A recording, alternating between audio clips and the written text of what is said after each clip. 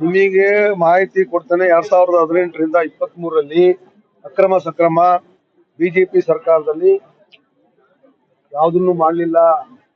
ಈಗ ನಾವು ರಾಜ್ಯದಲ್ಲಿರ್ತಕ್ಕಂಥ ಅಕ್ರಮ ಸಕ್ರಮಕ್ಕೆ ಕೈ ಹಾಕಿ ರೈತರು ಏನು ಅಕ್ರಮವಾಗಿ ಅವರಿಗೆ ಪಾಪ ಶಾರ್ಟೇಜ್ ಬೀಳ್ತಾ ಇದೆ, ಹಗಲೆಲ್ಲ ಟಿಸಿ ಸುಟ್ಟು ಹೋಗ್ತಾ ಇದೆ, ಏನು ಅವರು ಬೇರೆ ಮೂಲದಿಂದ ಕರೆಂಟ್ನ ತಗೊಂಡಿದ್ರು ಅದನ್ನ ಸಕ್ರಮ ಮಾಡ್ತಕ್ಕಂಥ ಕೆಲಸದಲ್ಲಿ ಸ್ವಲ್ಪ ಅವರು ಸ್ವಂತವಾಗಿರ್ತಕ್ಕಂಥ ಕನೆಕ್ಷನ್ ತಗೋಬೇಕಾದ್ರೆ ಅದು ಖರ್ಚು ಆಗ್ತದೆ.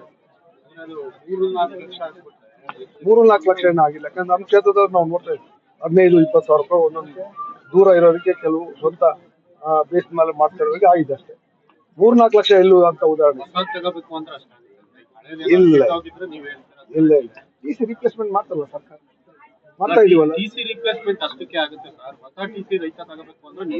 ಹೊಸ ಟಿಸಿನ ಏನು ಕ್ಯೂನಲ್ಲಿದ್ದಾರೆ ಅವ್ರಿಗೆಲ್ಲ ಕೊಡ್ತಾ ಇದೀವಿ, ಯಾವುದೇ ಹಣ ಕೇಳ್ತಾ ಇಲ್ಲ. ಆದ್ರೆ ಅವರು ಓಟಿ ನೇರ ಒಂದೇ ಸರಿ ಅಪ್ಲಿಕೇಶನ್ ಹಾಕಿ ತಗೊಂಡ್ರೆ ಅದು ಕಾಸ್ಟ್ಲಿ ಬಿಡ್ತಾರೆ. ಯಾರು ಕ್ಯೂ ಅಲ್ಲಿ ಇಲ್ಲ, ಕ್ಯೂ ಬಿಟ್ಟು ಹೋಗಿ ಡೈರೆಕ್ಟ್ ಆಗಿ ತಗೊಂತಾರೆ, ಅಂತವ್ರಿಗೆ ಜಾಸ್ತಿ ಆಗ್ತದೆ. ಕೆಪಿಸಿಸಿ ಅಧ್ಯಕ್ಷರ ಬದಲಾವಣೆ ಒಂದ್ ಕಡೆ, ಮತ್ತೆ ಸಚಿವರಿಗೆ 4 ಜನ ಸಚಿವರಿಗೆ ಬದಲಾವಣೆ ಮಾಡಬೇಕು ಅನ್ನೋ ವಿಚಾರ ಒಂದ್ ಕಡೆ ಇದೆಲ್ಲ ಚರ್ಚೆ ಆಗ್ತದೆ. ಯಾವ ರೀತಿ ಮಾಹಿತಿ ಪ್ರಕಾರ ಇಲ್ಲ, ಇದು ಏನು ಗೊತ್ತಿಲ್ಲ ನನಗೆ. ಇದೆಲ್ಲ ಹೈಕಮಾಂಡ್ ಬಿಟ್ಟಿರ್ತಕ್ಕಂಥ ವಿಚಾರ. ಪದೇ ಪದೇ ಸಿಎಂ ಬದಲಾವಣೆ ಎಲ್ಲ ಹೇಳ್ದಲ್ಲ, ಕೆಲವು ಶಾಸಕರೇನೆ ಡಿಸೆಂಬರ್ಗೆ ಡಿಕೆಶಿ ಅವರು ಸಿಎಂ ಆಗ್ತಾರೆ ಅಂತ ಅವ್ರವ್ರ ವೈಯಕ್ತಿಕ ಅಭಿಪ್ರಾಯ ಅವ್ರು ಮಾತಾಡಿದ್ದಾರೆ. ನನ್ನ ನಿಲುವು ಸ್ಪಷ್ಟ, ಇದು ಹೈಕಮಾಂಡ್ ಬಿಟ್ಟಿರ್ತಕ್ಕಂಥ ವಿಚಾರ. ಪದೇ ಪದೇ ಭ್ರಷ್ಟಾಚಾರದಲ್ಲಿ ಕರ್ನಾಟಕ ನಂಬರ್ 1 ಅನ್ನೋದು ಯಾವುದೇ ಕೆಲಸ ಆಗ್ತಿಲ್ಲ. ನಿಮ್ಮ ಶಾಸಕರ ಕಡೆ ರಾಯರೆಡ್ಡಿ ಅವರೇ ಹೇಳ್ತಾರೆ. ಸರ್ಕಾರಕ್ಕೆ ಮುಜುಗರ ಆಗೋದಿಲ್ವಾ? ನಿಮ್ಮ ರಾಯರೆಡ್ಡಿ ಅವ್ರದ್ದು ಏನ್ ಹೇಳಿದ್ರೆ ಗೊತ್ತಿಲ್ಲ.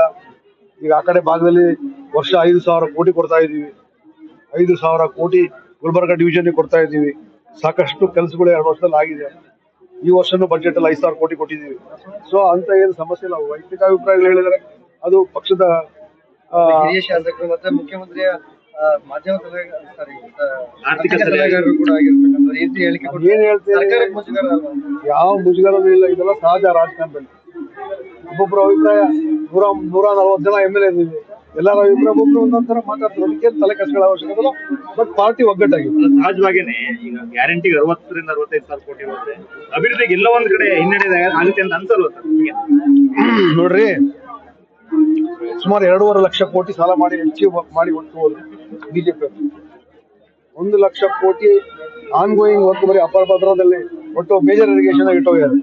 ಸೊ ಅದನ್ನೆಲ್ಲವನ್ನು ನಾವು ತೂಗಿಸ್ಕೊಂಡು ಸಿದ್ದರಾಮಯ್ಯನವರು ಬಹಳ ಅತ್ಯುತ್ತಮವಾಗಿರ್ತಕ್ಕಂಥ ಬಜೆಟ್ ಕೊಡೋದ್ರ ಮುಖಾಂತರ ಅಭಿವೃದ್ಧಿಗೂ ಹೆಚ್ಚು ಒತ್ತನ್ನ ಈಗೆಲ್ಲ ಎಲ್ಲಾ ಕ್ಷೇತ್ರದ ಶಾಸಕರು ಹಣ ಸಿಗ್ತಾ ಇದೆ, ಎಲ್ಲಾ ಕ್ಷೇತ್ರಕ್ಕೂ ಸಿಗ್ತಾ ಇದೆ.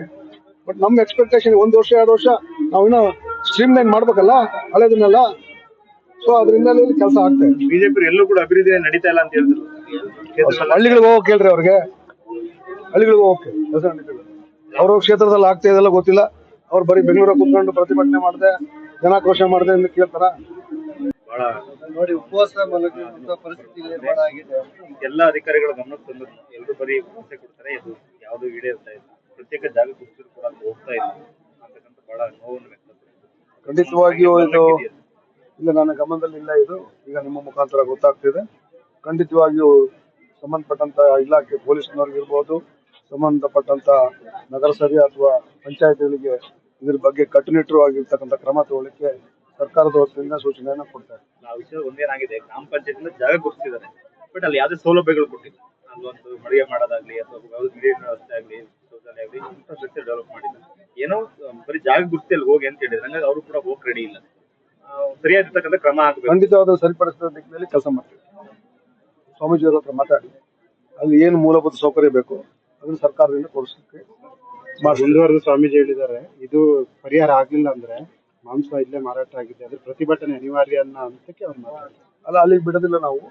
ಸರ್ಕಾರ ಇದನ್ನ ಬಿಗಿಯಾದ ನಿಲುವನ್ನು ತಗೊಂಡು ಅದನ್ನ ಅವಾಯ್ಡ್ ಮಾಡೋಂಥ ಕೆಲಸವನ್ನು ನಾವು ಮಾಡ್ತೀವಿ. ಬಿಜೆಪಿಯವರು ಕಳೆದ 3 ದಿನಗಳಿಂದ ಜನಾಕ್ರೋಶ ಯಾತ್ರೆಯನ್ನ ಸರ್ಕಾರ ಮಾಡ್ತಾರೆ. ಈಗಾಗಲೇ 2023ರಲ್ಲಿ ಜನಾಕ್ರೋಶದಿಂದ ಅವರು ಎಲ್ಲ ಕಚ್ಚಿ ಹೋಗಿದ್ದಾರೆ. ಅವ್ರಿಗೆಲ್ಲೂ ಸಿಟಿಗಳಲ್ಲಿ ಅಲ್ಲಿ ಇಲ್ಲಿ ಪ್ರತಿಭಟನೆ ಮಾಡ್ತಾರೆ. ಫಸ್ಟ್ ಹಳ್ಳಿಗಳಲ್ಲಿ ಹೋಗ್ಬಿಟ್ಟು ಜನ ಯಾವ ರೀತಿ ಆಗಿದ್ದಾರೆ, ನಮ್ಮ ಪಂಚ ಗ್ಯಾರಂಟಿಗಳು ಯಾವ ರೀತಿ ಕೆಲಸ ಮಾಡಿದರೆ ಅವ್ರು ಫಸ್ಟ್ ಅರ್ಥ ಮಾಡ್ಕೋಬೇಕು. ಇವತ್ತು ಹಳ್ಳಿಗಳಲ್ಲಿ ಜನ ಖುಷಿಯಾಗಿದ್ದಾರೆ, ನೆಮ್ಮದಿಯಲ್ಲಿದ್ದಾರೆ. ಏನು 5 ಗ್ಯಾರಂಟಿಗಳು ಕೊಟ್ಟಿದ್ದೇವೆ. ಎಲ್ಲ ಮಹಿಳೆಯರು, ಯಾಕಂದ್ರೆ ನಾವು ದಿನ ಹಳ್ಳಿಗಳಲ್ಲಿ ಓಡಾಡ್ತಾರೆ, ಅವ್ರ ಭಾವನೆಗಳು ನಮ್ಗೆ ಅರ್ಥ ಆಗ್ತದೆ. ಇವ್ರ ಜನಾಕ್ರೋಶ ಈಗಾಗಲೇ ಜನ ಅವ್ರಿಗೆ ಕೊಟ್ಟಿದ್ದಾರೆ. ಇನ್ನು 3 ವರ್ಷ ಅವ್ರು ಆರಾಮಾಗಿರೋದು ಉತ್ತಮ. ಮಾಡ್ತಾರೆ, ಇಬ್ಬರು ಪಕ್ಷದ ಅಂತವೆಲ್ಲ ಮಾಡ್ತಾರೆ. ಅದಕ್ಕಿಂತ ನಾವೇನು ತಲೆ ಕೆಡಿಸ್ಕೊಳ್ಳೋದಿಲ್ಲ. ನಮ್ಮ ಮೂಲ ಮಂತ್ರ ಅಭಿವೃದ್ಧಿ ಮಾತ್ರ. ಬೆಲೆ 50 ವಸ್ತುಗಳ ಬೆಲೆ ಏರಿಕೆ ಆಗಿದೆ. ಗಂಡಂದಕ್ಕೆ ಕೊಡುವಂತ ಗ್ಯಾರಂಟಿ ಅವಶ್ಯಕತೆ ಇದೆಯಾ ನಮಗೆ? ಈಗ ನೀವೇ ನೋಡ್ತಿದ್ರಲ್ಲ, ಗ್ಯಾಸ್ ಮೊನ್ನೆ ಜಾಸ್ತಿ ಮಾಡಿದ್ರು, 2% ಸುಂಕ ಜಾಸ್ತಿ ಮಾಡಿದ್ರು, ಡೈಲಿ ಬೆಲೆ ಏರ್ತಾ ಇದೆ. ನಾವು ಮಾಡ್ತಾ ಇದೀವಿ, ಅವ್ರು ಮಾಡ್ತಾ ಇದ್ದಾರೆ. ಹೆಜ್ಜೆಗೂ ಡೈಲಿ ಪೆಟ್ರೋಲ್ ಡೀಸೆಲ್ ಏರ್ತಾ ಇದೆ. ಮೊನ್ನೆ ತಾನು ನಿಮಗೆ ಒಲೆ ಸುಜಲಾ ಅಂತೇಳಿ ಫ್ರೀ ಸ್ಕೀಮ್ ಅಂತ ಮಾಡಿದ್ರು, ಒಂದು ಸಿಲಿಂಡರ್ ಅಂತ ಮಾಡಿದ್ರು, ಎಲ್ಲ ತೆಗೆದಾಕಿದ್ರು. 4.5 ಲಕ್ಷ ಕೋಟಿ ಕಟ್ತಾ ಇದೀವಿ ಟ್ಯಾಕ್ಸ್ ಕರ್ನಾಟಕ ಜನತೆ. ನಮಗೆ ಬರೋದು 52-53 ಸಾವಿರ ಕೋಟಿ. ಇದು 4 ಲಕ್ಷ ಕೋಟಿ ಕರ್ನಾಟಕ ಜನತೆಯ ಕೊಡುಗೆ ಅಲ್ವೇ? ಕೇಂದ್ರ ಸರ್ಕಾರ ಮಲ್ತಾಯಿ ಧೋರಣೆ ಬಿಡ್ಬೇಕು ತಾನೆ. ಸೊ ಇದೆಲ್ಲ ಜನ ನೋಡ್ತಾರೆ. ಅವರು ಬೇರೆ ಲೆಕ್ಕನ ಹೇಳ್ತಾರಲ್ಲ ಸರ್, ಹಿಂದೆ UPA ಗವರ್ಮೆಂಟ್ ಇದ್ದಾಗ ಎಷ್ಟು ತೆರಿಗೆ ಹಣ ವಾಪಸ್ ಬಂದಿತ್ತು, ಅದು ಡಬಲ್ ಕೊಟ್ಟಿದ್ದಾರೆ ಮೋದಿ ಅವರು. ಇವರು ಅದನ್ನ ಬಳಸ್ಕೊಳ್ಳಕ್ಕೆ, ಅಭಿವೃದ್ಧಿ ಮಾಡ್ಲಿಕ್ಕೆ ಮುಖ್ಯಮಂತ್ರಿಗಳು ಸಿದ್ದರಾಮಯ್ಯನವರು ಭಾರಿ ಸ್ಪಷ್ಟವಾಗಿ ಅಂಕಿ ಅಂಶ ಸಮೇತ ವಿಧಾನಸಭೆಯಲ್ಲಿ ಮಾತಾಡಿದ್ದಾರೆ, ಎಲ್ಲ ಮಾತಾಡಿದ್ದಾರೆ. ಅವರು ವಿಧಾನಸಭೆಯಲ್ಲಿ ಚರ್ಚೆ ಮಾಡಲ್ಲ, ಇಲ್ಲಿ ಜನಗಳ ಮುಂದೆ ಸುಳ್ಳು ಪ್ರಚಾರ ಮಾಡಕ್ ಪ್ರಯತ್ನ ಮಾಡ್ತಾರೆ. ಸೊ ಅದೆಲ್ಲ ವರ್ಕೌಟ್ ಆಗಲ್ಲ. ನಿಮಗೆ ಮಾಹಿತಿ ಕೊಡ್ತಾನೆ, 2018ರಿಂದ 23ರಲ್ಲಿ ಅಕ್ರಮ ಸಕ್ರಮ ಬಿಜೆಪಿ ಸರ್ಕಾರದಲ್ಲಿ ಯಾವುದನ್ನು ಮಾಡಲಿಲ್ಲ. ಈಗ ನಾವು ರಾಜ್ಯದಲ್ಲಿ ಇರ್ತಕ್ಕಂಥ ಅಕ್ರಮ ಸಕ್ರಮಕ್ಕೆ ಕೈ ಹಾಕಿ ರೈತರು ಏನು ಅಕ್ರಮವಾಗಿ ಅವರಿಗೆ ಪಾಪ ಶಾರ್ಟೇಜ್ ಬೀಳ್ತಾ ಇದೆ, ಹಗಲೆಲ್ಲ TC ಸುಟ್ಟು ಹೋಗ್ತಾ ಇದೆ. ಏನು ಅವರು ಬೇರೆ ಮೂಲದಿಂದ ಕರೆಂಟ್ನ ತಗೊಂಡಿದ್ರು, ಅದನ್ನ ಸಕ್ರಮ ಮಾಡ್ತಕ್ಕಂಥ ಕೆಲಸದಲ್ಲಿ ಸ್ವಲ್ಪ ಅವರು ಸ್ವಂತವಾಗಿರ್ತಕ್ಕಂಥ ಕನೆಕ್ಷನ್ ತಗೋಬೇಕಾದ್ರೆ ಅದು ಖರ್ಚು ಆಗ್ತದೆ. 3-4 ಲಕ್ಷ ಏನೂ ಆಗಿಲ್ಲ. ಯಾಕಂದ್ರೆ ನಮ್ಮ ಕ್ಷೇತ್ರದವ್ರು ನಾವು ನೋಡ್ತಾ ಇದ್ವಿ 15-20 ಸಾವಿರ ರೂಪಾಯಿ ಒಂದೊಂದು ದೂರ ಇರೋದಕ್ಕೆ ಕೆಲವು ಸ್ವಂತ ಬೇಸ್ ಮೇಲೆ ಮಾಡ್ತಾ ಇರೋದಕ್ಕೆ ಆಗಿದೆ ಅಷ್ಟೇ. 3-4 ಲಕ್ಷ ಎಲ್ಲೂ ಅಂತ ಉದಾಹರಣೆ ಇಲ್ಲ. TC ರಿಪ್ಲೇಸ್ಮೆಂಟ್ ಮಾಡ್ತಾರಲ್ಲ ಸರ್ಕಾರ, ಮಾಡ್ತಾ ಇದೀವಲ್ಲ. ಹೊಸ TCನ ಏನು ಕ್ಯೂನಲ್ಲಿ ಇದ್ದಾರೆ ಅವ್ರಿಗೆಲ್ಲ ಕೊಡ್ತಾ ಇದೀವಿ, ಯಾವುದೇ ಹಣ ಕ್ಲಿಯರ್ತಿ ಇಲ್ಲ. ಆದ್ರೆ ಅವರು ನೇರ ಒಂದೇ ಸರಿ ಅಪ್ಲಿಕೇಶನ್ ಹಾಕಿ ತಗೊಂಡ್ರೆ ಅದು ಕಾಸ್ಟ್ಲಿ ಬೀಳ್ತಾರೆ. ಯಾರು ಕ್ಯೂ ಅಲ್ಲಿ ಇಲ್ಲ, ಕ್ಯೂ ಬಿಟ್ಟು ಹೋಗಿ ಡೈರೆಕ್ಟ್ ಆಗಿ ತಗೊಂತಾರೆ, ಅಂತವ್ರಿಗೆ ಜಾಸ್ತಿ ಆಗ್ತದೆ. ಕೆಪಿಸಿಸಿ ಅಧ್ಯಕ್ಷರ ಬದಲಾವಣೆ ಒಂದ್ ಕಡೆ, ಮತ್ತೆ ಸಚಿವರಿಗೆ 4 ಜನ ಸಚಿವರಿಗೆ ಕೊಟ್ಟು ಮತ್ತೆ ಬದಲಾವಣೆ ಮಾಡಬೇಕು ಅನ್ನೋ ವಿಚಾರ ಒಂದ್ ಕಡೆ ಪ್ರಸ್ತಾಪ, ಇದೆಲ್ಲ ಚರ್ಚೆ ಆಗ್ತದೆ. ಯಾವ ರೀತಿ ಮಾಹಿತಿ ಪ್ರಕಾರ ಇಲ್ಲ, ಇದು ಏನು ಗೊತ್ತಿಲ್ಲ ನನಗೆ. ಇದೆಲ್ಲ ಹೈಕಮಾಂಡ್ ಬಿಟ್ಟಿರ್ತಕ್ಕಂಥ ವಿಚಾರ. ಪದೇ ಪದೇ CM ಬದಲಾವಣೆ ಎಲ್ಲ ಹೇಳ್ದಲ್ಲ, ಕೆಲವು ಶಾಸಕರೇನೆ ಡಿಸೆಂಬರ್ಗೆ DKಶಿ ಅವರು CM ಆಗ್ತಾರೆ ಅಂತ ಅವ್ರವ್ರ ವೈಯಕ್ತಿಕ ಅಭಿಪ್ರಾಯ ಅವ್ರು ಮಾತಾಡಿದ್ದಾರೆ. ನನ್ನ ನಿಲುವು ಸ್ಪಷ್ಟ, ಇದು ಹೈಕಮಾಂಡ್ ಬಿಟ್ಟಿರ್ತಕ್ಕಂಥ ವಿಚಾರ. ಪದೇ ಭ್ರಷ್ಟಾಚಾರದಲ್ಲಿ ಕರ್ನಾಟಕ ನಂಬರ್ 1 ಅನ್ನೋದು ಯಾವುದೇ ಕೆಲಸ ಆಗ್ತಿಲ್ಲ. ನಿಮ್ಮ ಶಾಸಕರ ಕಡೆ ರಾಯರೆಡ್ಡಿ ಅವರೇ ಹೇಳ್ತಾರೆ, ಸರ್ಕಾರಕ್ಕೆ ಮುಜುಗರ ಆಗೋದಿಲ್ವಾ ಅಂತ. ನಿಮ್ಮ ರಾಯರೆಡ್ಡಿ ಅವ್ರದ್ದು ಏನ್ ಹೇಳಿದ್ರೆ ಗೊತ್ತಿಲ್ಲ. ಈಗ ಆ ಕಡೆ ಭಾಗದಲ್ಲಿ ವರ್ಷ 5,000 ಕೋಟಿ ಕೊಡ್ತಾ ಇದೀವಿ, 5,000 ಕೋಟಿ ಗುಲ್ಬರ್ಗ ಡಿವಿಷನ್ ಕೊಡ್ತಾ ಇದೀವಿ. ಸಾಕಷ್ಟು ಕೆಲಸಗಳು 2 ವರ್ಷದಲ್ಲಿ ಆಗಿದೆ. ಈ ವರ್ಷನೂ ಬಜೆಟ್ ಅಲ್ಲಿ 5,000 ಕೋಟಿ ಕೊಟ್ಟಿದ್ದೀವಿ. ಸೊ ಅಂತ ಏನು ಸಮಸ್ಯೆ ಇಲ್ಲ. ವೈಯಕ್ತಿಕ ಅಭಿಪ್ರಾಯಗಳು ಹೇಳಿದರೆ ಅದು ಪಕ್ಷದ ಹಿರಿಯ ಶಾಸಕರು ಮತ್ತೆ ಮುಖ್ಯಮಂತ್ರಿಯ ಮಾಧ್ಯಮ ಆರ್ಥಿಕ ಸಲಹೆಗಾರರು ಕೂಡ ಆಗಿರ್ತಕ್ಕಂಥ ರೀತಿ ಹೇಳಿಕೆ ಏನ್ ಹೇಳ್ತೀವಿ, ಯಾವ ಮುಜುಗರನೂ ಇಲ್ಲ. ಇದೆಲ್ಲ ಸಹಜ ರಾಜಕಾರಣದಲ್ಲಿ. ಒಬ್ಬೊಬ್ಬರ ಅಭಿಪ್ರಾಯ 140 ಜನ MLA ಇದ್ದೀವಿ, ಎಲ್ಲರ ಅಭಿಪ್ರಾಯ ಒಬ್ಬರು ಒಂದೊಂದರ ಮಾತಾಡ್ತಾರೆ. ಅದಕ್ಕೆ ತಲೆ ಕೆಡಿಸ್ಕೊಳ್ಳೋ ಅವಶ್ಯಕತೆ ಇಲ್ಲ.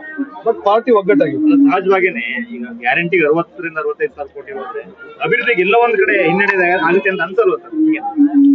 ನೋಡ್ರಿ, ಸುಮಾರು 2.5 ಲಕ್ಷ ಕೋಟಿ ಸಾಲ ಮಾಡಿ ಮಾಡಿ ಒಟ್ಟು ಬಿಜೆಪಿ 1 ಲಕ್ಷ ಕೋಟಿ ಆನ್ಗೋಯಿಂಗ್ ವರ್ಕ್ ಬರೀ ಅಪರ ಭದ್ರದಲ್ಲಿ ಒಟ್ಟು ಮೇಜರ್ ಇರಿಗೇಷನ್ ಇಟ್ಟೋಗ್ಯಾರೆ. ಸೊ ಅದನ್ನೆಲ್ಲವನ್ನು ನಾವು ತೂಗಿಸ್ಕೊಂಡು ಸಿದ್ದರಾಮಯ್ಯನವರು ಬಹಳ ಅತ್ಯುತ್ತಮವಾಗಿರ್ತಕ್ಕಂಥ ಬಜೆಟ್ ಕೊಡೋದ್ರ ಮುಖಾಂತರ ಅಭಿವೃದ್ಧಿಗೆ ಹೆಚ್ಚು ಒತ್ತನ್ನ ಈಗೆಲ್ಲ ಎಲ್ಲಾ ಕ್ಷೇತ್ರದ ಶಾಸಕರು ಹಣ ಸಿಗ್ತಾ ಇದೆ, ಎಲ್ಲಾ ಕ್ಷೇತ್ರಕ್ಕೂ ಸಿಗ್ತಾ ಇದೆ. ಬಟ್ ನಮ್ಮ ಎಕ್ಸ್ಪೆಕ್ಟೇಷನ್ 1 ವರ್ಷ 2 ವರ್ಷ ನಾವು ಇನ್ನೂ ಸ್ಟ್ರೀಮ್ ಲೈನ್ ಮಾಡ್ಬೇಕಲ್ಲ ಹಳೆದನ್ನೆಲ್ಲ. ಸೊ ಅದರಿಂದ ಕೆಲಸ ಆಗ್ತಾ ಇದೆ. ಬಿಜೆಪಿ ಎಲ್ಲೂ ಕೂಡ ಅಭಿವೃದ್ಧಿ ನಡೀತಾ ಇಲ್ಲ ಅಂತ ಹೇಳಿದ್ರು. ಹಳ್ಳಿಗಳಿಗೆ ಹೋಗಕ್ ಹೇಳ್ರಿ ಅವ್ರಿಗೆ, ಹಳ್ಳಿಗಳಿಗೆ ಹೋಗಕ್ಕೆ ಕೆಲಸ ನಡೀತಿಲ್ಲ. ಅವ್ರ ಕ್ಷೇತ್ರದಲ್ಲಿ ಆಗ್ತಾ ಇದೆಲ್ಲ ಗೊತ್ತಿಲ್ಲ. ಅವ್ರು ಬರೀ ಬೆಂಗಳೂರ ಕುತ್ಕೊಂಡು ಪ್ರತಿಭಟನೆ ಮಾಡಿದೆ, ಜನಾಕ್ರೋಶ ಮಾಡಿದೆ ಅಂತ ಕೇಳ್ತಾರ. ಬಹಳ ನೋಡಿ, ಉಪವಾಸ ಮಲಗುವಂತ ಪರಿಸ್ಥಿತಿ ನಿರ್ಮಾಣ ಆಗಿದೆ. ಎಲ್ಲ ಅಧಿಕಾರಿಗಳ ಗಮನಕ್ಕೆ ತಂದು ಎಲ್ಲರೂ ಬರೀ ಭರವಸೆ ಕೊಡ್ತಾರೆ, ಇದು ಯಾವುದು ಈಡೇರ್ತಾ ಇಲ್ಲ. ಪ್ರತ್ಯೇಕ ಜಾಗ ಕುರ್ಚಿದ್ರು ಕೂಡ ಹೋಗ್ತಾ ಇಲ್ಲ ಅಂತಕ್ಕಂಥ ಬಹಳ ನೋವನ್ನು ವ್ಯಕ್ತಪಡಿಸಿದ್ರು. ಖಂಡಿತವಾಗಿಯೂ ಇದು ಇಲ್ಲ, ನನ್ನ ಗಮನದಲ್ಲಿ ಇಲ್ಲ. ಇದು ಈಗ ನಿಮ್ಮ ಮುಖಾಂತರ ಗೊತ್ತಾಗ್ತಿದೆ. ಖಂಡಿತವಾಗಿಯೂ ಸಂಬಂಧಪಟ್ಟಂತ ಇಲಾಖೆ ಪೊಲೀಸ್ನವ್ರಿಗಿರ್ಬೋದು, ಸಂಬಂಧಪಟ್ಟಂತ ನಗರಸಭೆ ಅಥವಾ ಪಂಚಾಯತ್ಗಳಿಗೆ ಇದ್ರ ಬಗ್ಗೆ ಕಟ್ಟುನಿಟ್ಟವಾಗಿರ್ತಕ್ಕಂಥ ಕ್ರಮ ತಗೊಳ್ಳಿಕ್ಕೆ ಸರ್ಕಾರದ ವತಿಯಿಂದ ಸೂಚನೆಯನ್ನ ಕೊಡ್ತಾರೆ. ಆ ವಿಷಯ ಒಂದೇನಾಗಿದೆ, ಗ್ರಾಮ ಪಂಚಾಯತ್ ಜಾಗ ಗುರುತಿಸಿದ್ದಾರೆ, ಬಟ್ ಅಲ್ಲಿ ಯಾವುದೇ ಸೌಲಭ್ಯಗಳು ಕೊಟ್ಟಿಲ್ಲ. ಅಲ್ಲೊಂದು ಮಳಿಗೆ ಮಾಡೋದಾಗ್ಲಿ ಅಥವಾ ನೀರಿನ ವ್ಯವಸ್ಥೆ ಆಗ್ಲಿ, ಶೌಚಾಲಯ ಆಗ್ಲಿ, ಇನ್ಫ್ರಾಸ್ಟ್ರಕ್ಚರ್ ಡೆವಲಪ್ ಮಾಡಿಲ್ಲ. ಏನೋ ಬರೀ ಜಾಗ ಗುರುತಿ ಅಲ್ಲಿ ಹೋಗಿ ಅಂತ ಹೇಳಿದ್ರೆ ಹಂಗಾಗಿ ಅವರು ಕೂಡ ಹೋಗಕ್ ರೆಡಿ ಇಲ್ಲ. ಸರಿಯಾಗಿರ್ತಕ್ಕಂಥ ಕ್ರಮ ಆಗಬೇಕು. ಖಂಡಿತವಾದ ಸರಿಪಡಿಸಿದ ದಿಕ್ಕಿನಲ್ಲಿ ಕೆಲಸ ಮಾಡ್ತೀವಿ. ಸ್ವಾಮೀಜಿಯವರ ಹತ್ರ ಮಾತಾಡಿ ಅಲ್ಲಿ ಏನು ಮೂಲಭೂತ ಸೌಕರ್ಯ ಬೇಕು ಅದನ್ನು ಸರ್ಕಾರದಿಂದ ಕೊಡಿಸಲಿಕ್ಕೆ ಮುಂದುವರೆದು ಸ್ವಾಮೀಜಿ ಹೇಳಿದ್ದಾರೆ, ಇದು ಪರಿಹಾರ ಆಗ್ಲಿಲ್ಲ ಅಂದ್ರೆ ಮಾಂಸ ಇಲ್ಲೇ ಮಾರಾಟ ಆಗಿದೆ, ಅದ್ರ ಪ್ರತಿಭಟನೆ ಅನಿವಾರ್ಯ ಅನ್ನೋ ಹಂತಕ್ಕೆ ಅವ್ರು ಮಾತಾಡ್ತಾರೆ. ಅಲ್ಲ, ಅಲ್ಲಿಗೆ ಬಿಡೋದಿಲ್ಲ ನಾವು. ಸರ್ಕಾರ ಇದನ್ನ ಬಿಗಿಯಾದ ನಿಲುವನ್ನು ತಗೊಂಡು ಅದನ್ನ ಅವಾಯ್ಡ್ ಮಾಡೋಂಥ ಕೆಲಸವನ್ನು ನಾವು ಮಾಡ್ತೀವಿ. ಈಗ ಒಟ್ಟಿಗೆ ಬಿಜೆಪಿಯವರು ಕಳೆದ 3 ದಿನಗಳಿಂದ ಜನಾಕ್ರೋಶ ಯಾತ್ರೆಯನ್ನ ಸರ್ಕಾರದ ವಿರುದ್ಧ ಮಾಡ್ತಾ ಇದ್ದಾರೆ. ಈಗಾಗಲೇ 2023 ಜನಾಕ್ರೋಶದಿಂದ ಅವರು ಎಲ್ಲ ಕಚ್ಚಿ ಹೋಗಿದ್ದಾರೆ. ಅವ್ರಿಗೆಲ್ಲೂ ಈ ಸಿಟಿಗಳಲ್ಲಿ ಅಲ್ಲಿ ಇಲ್ಲಿ ಪ್ರತಿಭಟನೆ ಮಾಡ್ತಾರೆ. ಫಸ್ಟ್ ಹಳ್ಳಿಗಳಲ್ಲಿ ಹೋಗ್ಬಿಟ್ಟು ಜನ ಯಾವ ರೀತಿ ಆಗಿದ್ದಾರೆ, ನಮ್ಮ ಪಂಚ ಗ್ಯಾರಂಟಿಗಳು ಯಾವ ರೀತಿ ಕೆಲಸ ಮಾಡಿದ್ದಾರೆ ಅವ್ರು ಫಸ್ಟ್ ಅರ್ಥ ಮಾಡ್ಕೋಬೇಕು. ಇವತ್ತು ಹಳ್ಳಿಗಳಲ್ಲಿ ಜನ ಖುಷಿಯಾಗಿದ್ದಾರೆ, ನೆಮ್ಮದಿಯಲ್ಲಿದ್ದಾರೆ. ಏನು 5 ಗ್ಯಾರಂಟಿಗಳು ಕೊಟ್ಟಿದ್ದೇವೆ, ಎಲ್ಲ ಮಹಿಳೆಯರು, ಯಾಕಂದ್ರೆ ನಾವು ದಿನ ಹಳ್ಳಿಗಳಲ್ಲಿ ಓಡಾಡ್ತಾರೆ, ಅವ್ರ ಭಾವನೆಗಳು ನಮ್ಗೆ ಅರ್ಥ ಆಗ್ತದೆ. ಇವ್ರ ಜನಾಕ್ರೋಶ ಈಗಾಗಲೇ ಜನ ಅವ್ರಿಗೆ ಕೊಟ್ಟಿದ್ದಾರೆ. ಇನ್ನು 3 ವರ್ಷ ಅವ್ರು ಆರಾಮಾಗಿರೋದು ಉತ್ತಮ. ಮಾಡ್ತಾರೆ, ಇಬ್ಬರು ಪಕ್ಷದ ಅಂತವೆಲ್ಲ ಮಾಡ್ತಾರೆ. ಅದಕ್ಕಿಂತ ನಾವೇನು ತಲೆ ಕೆಡಿಸ್ಕೊಳ್ಳೋದಿಲ್ಲ. ನಮ್ಮ ಮೂಲ ಮಂತ್ರ ಅಭಿವೃದ್ಧಿ ಮಾತ್ರ. ಬೆಲೆ 50 ವಸ್ತುಗಳ ಬೆಲೆ ಏರಿಕೆ ಆಗಿದೆ. ಗಂಡಂದಕ್ಕೆ ಕೊಡುವಂತ ಗ್ಯಾರಂಟಿ ಅವಶ್ಯಕತೆ ಇದೆಯಾ ನಮಗೆ? ಈಗ ನೀವೇ ನೋಡ್ತಿದ್ರಲ್ಲ, ಗ್ಯಾಸ್ ಮೊನ್ನೆ ಜಾಸ್ತಿ ಮಾಡಿದ್ರು, 2% ಸುಂಕ ಜಾಸ್ತಿ ಮಾಡಿದ್ರು, ಡೈಲಿ ಬೆಲೆ ಏರ್ತಾ ಇದೆ. ನಾವು ಮಾಡ್ತಾ ಇದೀವಿ, ಅವ್ರು ಮಾಡ್ತಾ ಇದ್ದಾರೆ. ಹೆಜ್ಜೆಗೂ ಡೈಲಿ ಪೆಟ್ರೋಲ್ ಡೀಸೆಲ್ ಏರ್ತಾ ಇದೆ. ಮೊನ್ನೆ ತಾನು ನಿಮಗೆ ಒಲೆ ಸುಜಲಾ ಅಂತೇಳಿ ಫ್ರೀ ಸ್ಕೀಮ್ ಅಂತ ಮಾಡಿದ್ರು, ಒಂದು ಸಿಲಿಂಡರ್ ಅಂತ ಮಾಡಿದ್ರು, ಎಲ್ಲ ತೆಗೆದಾಕಿದ್ರು. 4.5 ಲಕ್ಷ ಕೋಟಿ ಕಟ್ತಾ ಇದೀವಿ ಟ್ಯಾಕ್ಸ್ ಕರ್ನಾಟಕ ಜನತೆ. ನಮಗೆ ಬರೋದು 52-53 ಸಾವಿರ ಕೋಟಿ. ಇದು 4 ಲಕ್ಷ ಕೋಟಿ ಕರ್ನಾಟಕ ಜನತೆಯ ಕೊಡುಗೆ ಅಲ್ವೇ?